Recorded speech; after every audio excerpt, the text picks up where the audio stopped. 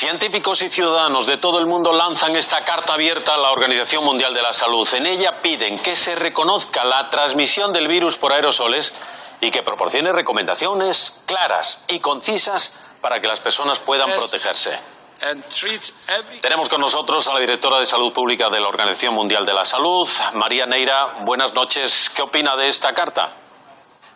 Buenas noches. Pues efectivamente la seguimos con muchísimo interés. Las recomendaciones que nosotros damos están muy en línea con esta carta. Efectivamente, la ventilación, sobre todo la ventilación natural, siempre que pueda ser posible, abrir las ventanas, asegurarse de que hay una renovación de ese aire y sobre todo evitar los lugares cerrados y concurridos donde hay un contacto muy próximo. Este es un virus respiratorio, no cabe duda que la transmisión es por vías respiratorias en un espacio muy pequeño donde esas gotas de saliva o las muy pesadas que caen o las que van a quedar suspendidas y que van a transmitirse a través de cuando hablamos o cuando gritamos o cuando cantamos, es importante esa ventilación. Por eso la incluimos también, y estoy de acuerdo con esa carta, en las medidas de prevención junto con el resto que ya son muy conocidas del público. La ventilación natural, fundamental también.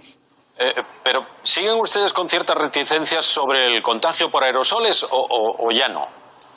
Creo que es una cuestión simplemente de definición. En realidad hay las gotas estas de saliva, los droplets que se llaman, que son como muy pesados, que son los que van a caer, y las otras que se van a mantener y que de alguna manera esas son las que emitimos, esas partículas que emitimos de líquidos cuando hablamos o cuando gritamos, y por eso en los lugares muy concurridos, en esas distancias cortas, es donde va a haber esa posibilidad más alta de transmisión, y por eso lo de la importancia de la ventilación, sobre todo la ventilación natural siempre que sea posible.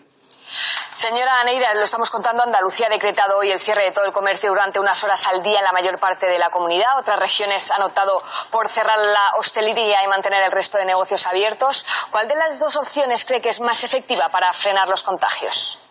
Mire, claramente depende de la situación epidemiológica. Hay que hacer siempre una evaluación y hay que tener también una capacidad de monitorear lo que esas medidas están dando, los resultados que están dando.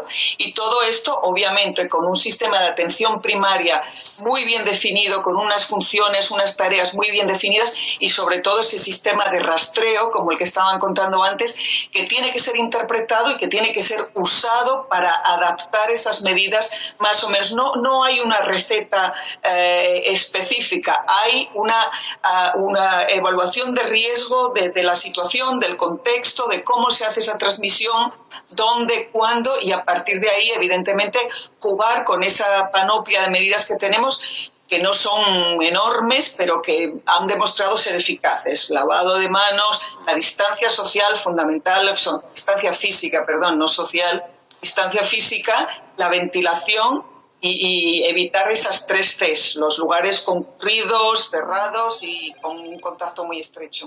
En sus propias palabras, el virus sigue viajando, no hay quien lo frene, salta de continente a continente. Ahora mismo en Europa estamos en un momento crítico. A pesar de las medidas aplicadas, los contagios se han disparado de forma general, incluso en países que controlaron mucho mejor la primera ola del virus. Es caso de Alemania, hoy ha hecho récord en contagios. Todo eso a pesar del uso de mascarillas, de los rastreos, de los test. ¿A qué responde esta situación? Bueno, el virus es un virus respiratorio que se transmite con mucha facilidad y ha encontrado la manera de transmitirse. No en todos los lugares del mundo estamos en la misma situación, pero efectivamente ahora mismo en Europa hay una intensidad en la transmisión, si bien tendremos que estar muy vigilantes a lo que es más importante, la mortalidad causada por este virus, teniendo en cuenta que ahora hemos avanzado mucho en el manejo de los casos, en cómo están protegidos los profesionales sanitarios, en cómo se gestiona todo ese rastreo, pero efectivamente por eso es importante que las medidas que se pongan en marcha no sean a más, sino también en este momento que tenemos un campo, digamos, de ensayo global, pues ver cuáles son las que mejor funcionan e intentar que sean lo más quirúrgicas posibles, ¿no? Si podemos evitar amputar la mano, pues obviamente curar la herida en el dedo es muchísimo mejor que llegar a una medida tan radical como esa. Hablando de comparaciones, la estrategia europea ha sido convivir con el virus, la de Asia combatirlo para acabar con él. ¿Por cuál de las dos se inclina la OMS?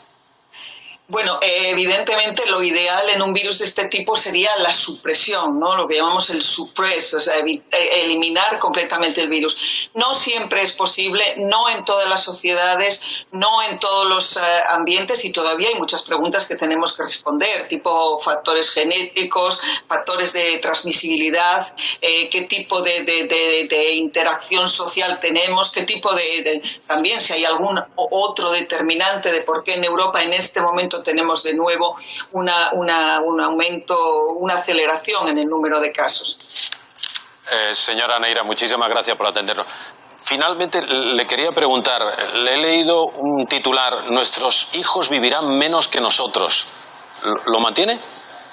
Bueno, eso fue hace varios años y es sobre todo con respecto a algunos factores de riesgo, como era la obesidad y las enfermedades no transmisibles. Efectivamente, hay algunos factores de riesgo relacionados con el tabaquismo, enfermedades no transmisibles, que si pudiéramos evitarlos, la contaminación del aire sería muchísimo mejor y podríamos aumentar esa esperanza de vida.